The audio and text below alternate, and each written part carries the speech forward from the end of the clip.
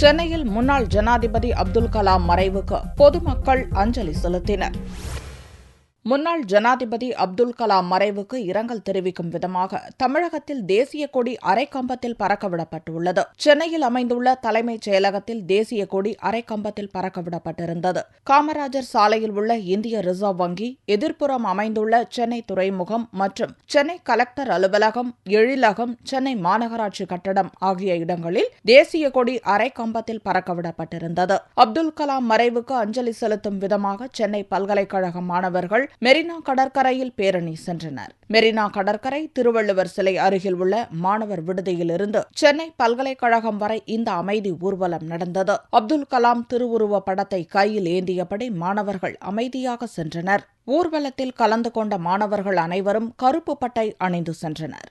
அப்துல் கலாம் அவர்கள் நம்ம மத்தியில் வாழ்ந்தது மட்டுமல்லாமல் இளைஞர்களுக்கு இன்றைக்கும் இனி வரக்கூடிய காலங்கள்லையும் எப்படி நம்ம வாழ வேண்டும் அப்படிங்கிறத முன்னிறுத்தியிருக்காரு.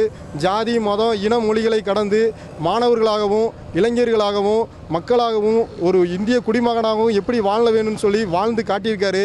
உலகம் முழுவதும் ஒரு அறிவியல் சார்ந்த பல்வேறு விஷயங்கள் பேசப்படுதுன்னு சொன்னால் அது இந்தியாவில் அப்துல் கலாமினுடைய பெயர் குறிப்பிடப்படாமல் என்றைக்குமே பேசப்பட முடியாது.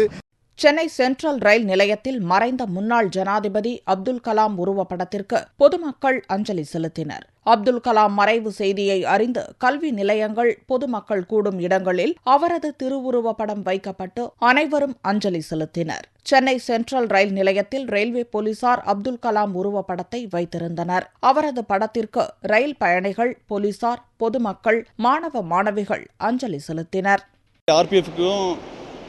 டாக்டர் அப்துல் கலாம் அவர்களுக்கும் ஒரு தொடர்பு எப்படின்னா, இந்த ஃபோட்டோ கூட பார்த்தீங்கன்னா அவர் ஒரு ஆர்பிஎஃப் பெரேடுக்கு டெல்லியில் அட்டன் பண்ணப்போ எடுத்த ஃபோட்டோ இது.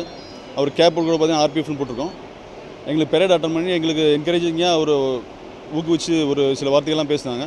அதில் எப்படின்னா, முதியவர்கள், குழந்தைகள், பெண்கள் இவங்களுக்கு ஒரு பாதுகாப்பை இன்க்ரீஸ் பண்ண சொல்லணும் அப்படின்னு அவர் வலியுறுத்தினார்.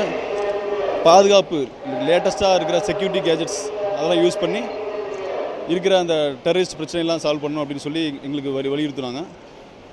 அவரோட மறைவு எஸ்பெஷலி ஆர்பிஎஃப், பப்ளிக் எல்லாத்துக்கும் மிகவும் வருந்தக்கூடிய, எஸ்பெஷலி எங்களுக்கு ஒரு படை இருக்கிற அங்கத்தினரை ஃபீல் பண்ணுறது ரொம்ப கஷ்டமாக இருக்குது. இன்றைக்கி ரொம்ப மறக்க முடியாத நாளாக இருக்குது. நேற்றுலேருந்தே எல்லாராலையும் அதை சோகத்தை சொல்லவும் முடியல. இன்றைக்கி ஸ்கூல், காலேஜ் எனக்கு தெரிஞ்சு லீவ் விட்டுருக்க வேண்டாம்.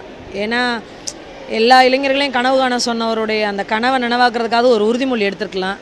இன்றைக்கி லீவ் விட்டுக்காமல் எல்லாருக்கும் ஸ்கூல், காலேஜ் வச்சுருந்தாங்கன்னா அங்கே போய் அவங்க உறுதிமொழி எடுத்து அவருக்காக ஒரு 2 நிமிஷம் மௌனாஞ்சலி செலுத்துறதுக்கு இருந்திருக்கும். இன்னும் ஜீர்ணிக்க முடியல. எப்படி சுபாஷ் சந்திர போஸ் தவறினப்போ இன்னும் இருக்கார் அப்படின்னு ஒரு நம்பிக்கை இருக்குதோ, அது மாதிரி தான் எல்லா இளைஞர்களுக்குள்ளேயும் எல்லா குழந்தைகளுக்குள்ளேயும் அப்துல் கலாம் வாழ்ந்துகிட்டு இருப்பார்.